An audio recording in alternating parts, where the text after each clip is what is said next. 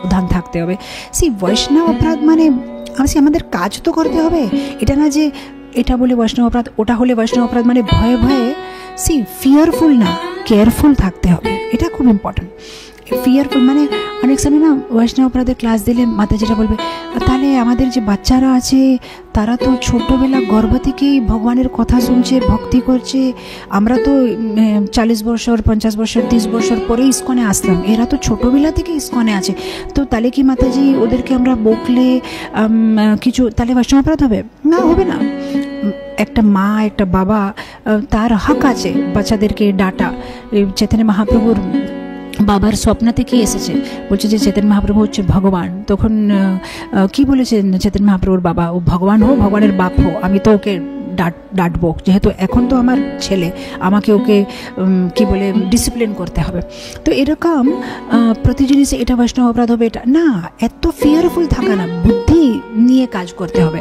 বৈষ্ণব অপরাধ মানে জানে করে যেটা সত্যি না সেটা বলা, ঈর্ষা করা কারো উপরে, এইগুলো হচ্ছে বৈষ্ণব অপরাধ। কিন্তু যেটা মানে সত্যি সে জিনিসটা বলা বৈষ্ণব অপরাধ না। হ্যাঁ, বলার একটা কলা থাকতে হবে, মানে খুব বিনয়ীভাবে যে জিনিসটা বলতে হবে সেভাবে বলতে হবে, তাহলে ওটা কোনো বৈষ্ণব অপরাধ হবে না। আর আরেকটা জিনিস হচ্ছে অন্য কোনো কেউ কথা বলছে, কারো ব্যাপারে কিছু খারাপ বলছে, যদি সেটা আমরা নিয়ে যদি হাসবো কিংবা মনের মধ্যে যদি আমাদের ভালো লাগবে, তাহলে সেটাই অপরাধ মানা যাবে। আমি তার একটা মহাভারত থেকে একটা এক্সাম্পল দেব, এটা খুব ইম্পর্টেন্ট এক্সাম্পল, ভালোভাবে শুনবেন। একবার একটা রাজা একটা জায়গাতে খুব সুন্দর অনুষ্ঠান করেছে, মানে অনেকগুলো ব্রাহ্মণদেরকে ডেকে প্রসাদ খাইয়েছে, অনেক ব্রাহ্মণ, হাজার হাজার ব্রাহ্মণ। তো যেই সবাই প্রসাদ খেয়েছে, হাজার ব্রাহ্মণ যাদেরকে ডাকা ছিল সব মরে গেছে। কেন মরে গেছে?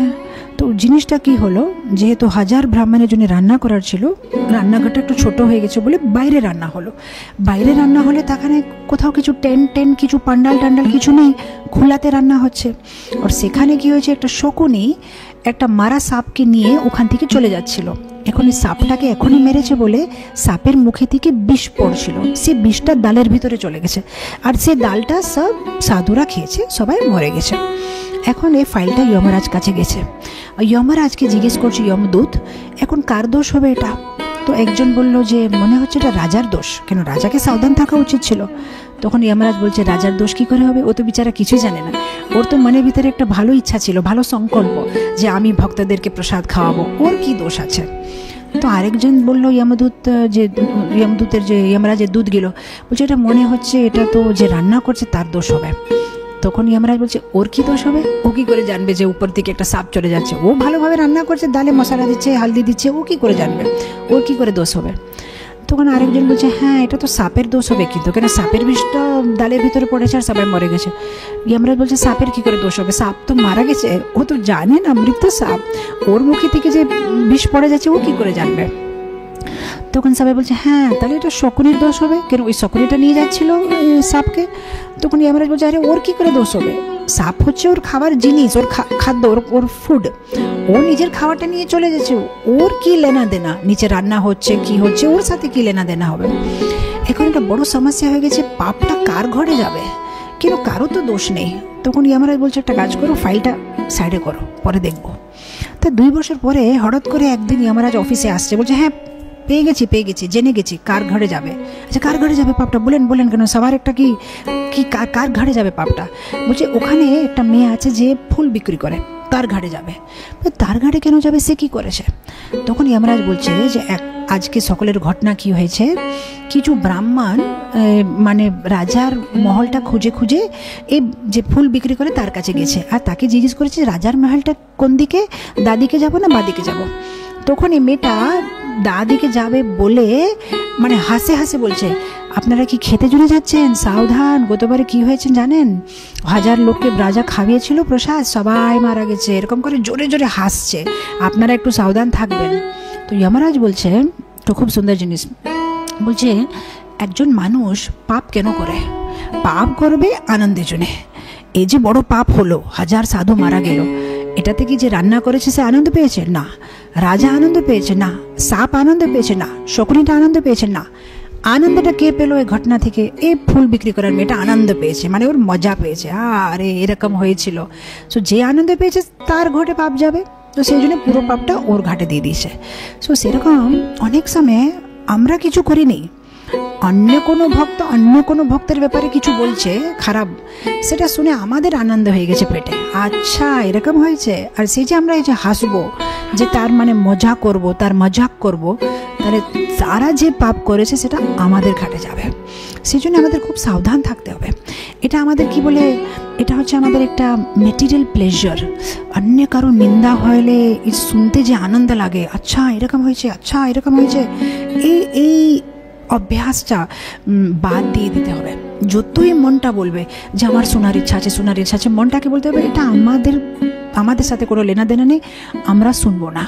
আমরা শুধু ভগবানের কথা, ভক্ত মানে তার লক্ষণই হচ্ছে বোধয়ন্তে পরস্পরম কথয়ন্তশ্চ মাম নিত্যম। ভক্ত মানে শুধু ভগবানের, তুষ্যন্তে চা রমন্তে চা, ভগবানের কথা শুনতে চায়। সেই জন্যে যদি আমরা জানতে চাই কে ভক্ত, চোখে দেখে বোঝা যাবে না, কানে বোঝা যাবে। চোখে দেখলে তো সবাই ভক্ত। বৃন্দাবনের লুই বাজারে 500 টাকা নিয়ে গেলে আপনি ভক্ত হয়ে যাবেন। 300 টাকার ধুতি, 200 টাকা কুর্তা, 10 টাকা তিলক, 20 রুপিস কান্ঠি, যে কেউ 500 550তে আপনি ভক্ত হয়ে যাবেন। চোখে ভক্ত দেখতে পারা যাবে না, কানে। যদি আমরা জানতে চাই প্রকৃতপক্ষে কে ভক্ত, সে যখন মুখ খুলবে তখন বোঝা যাবে যে হ্যাঁ এ হচ্ছে ভক্ত। কেন? যারা ভক্ত না, দেখতে ভক্তের মতন সাজলেও, তিলক থাকলে, কণ্ঠি থাকলেও, মুখ খুললেই বোঝা যাবে ভক্ত না। কেন? ওর কথাগুলো এরকম বাজে থাকবে। এমনি একটু কিছু গল্প করবে, আপনার বাড়িতে কি হয়েছে, আমার বাড়িতে কি হয়েছে, এর বাড়িতে কি হয়েছে, ওর কাপড়টা কিরকম, এর কাপড়টা কিরকম, এর নাকটা এরকম, কথাগুলো এরকম থাকে। ওটাতে কোনো ভগবানের বিষয়ে কিছু থাকে না। আর যারা ভক্ত তাদের সাথে কথা বলে বোঝা যাচ্ছে হ্যাঁ এ ভক্ত। কেন? মুখটা খুললেই কিছু ভগবানের ব্যাপারে বলবে। আমি আজকে এটা পড়েছিলাম ভাগবতে, আমি এটা, আচ্ছা আমরা এখন কালকে নরসিংহ চতুর্দশী, আমরা কীভাবে ভগবানকে সাজাবো, এটা করবো। মুখটা খুললে ভগবানের ছাড়া আর কিছু কথা বলবে না। তো অনেক সময় আমরা কি করি, চোখে দেখে এই ভক্ত কিংবা এই ভক্ত না, এরকম করে আমরা একটা জাজমেন্ট দিয়ে দিই। সো চোখে দেখে জাজমেন্ট দিতে নেই, কানে শুনে জাজমেন্ট দিতে হবে। কেন? চোখে যেটা আমরা দেখছি অনেক সময় আমরা জানি না কি সত্যি কি না। আমি একটা এক্সাম্পল দেব। অনেক বছর আগে একজন কেউ বরিষ্ঠ ভক্ত, আমি অনেকবার দেখেছি যে উনি প্রণাম করে না ভগবানকে, মানে একটু মানে হাতটা ফ্লোরের ভিতরে মানে এরকম করে এ করে। তখন আমি অনেক ছোট ছিলাম, অনেক বছর, মানে তখন আমি কি বলবো, স্টুডেন্ট ছিলাম, একটা স্টুডেন্ট। তো আমি তখন মনের মধ্যে ভাবতাম যে এরকম কেন করছে, মানে উনি তো ভক্ত, ভগবানকে পুরো প্রণাম কেন করে নেই। তো তখন আমার বয়সটা ছোট, আমি এত বুঝতে পারিনি।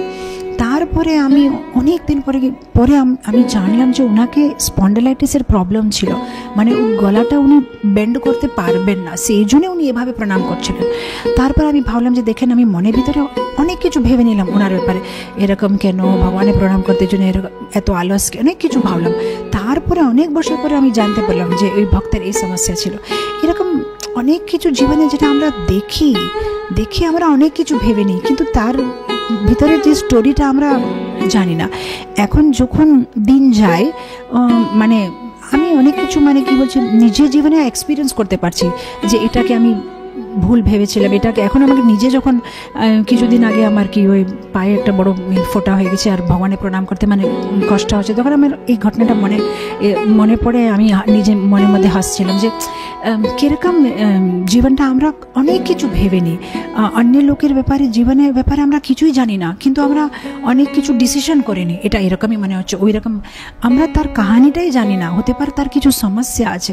তো এরকম কাউকে চোখে দেখে জাজ করতে নেই, ভক্তকে কানে দিয়ে যে হ্যাঁ এই ভক্তকে না, সেটা বুঝতে হবে।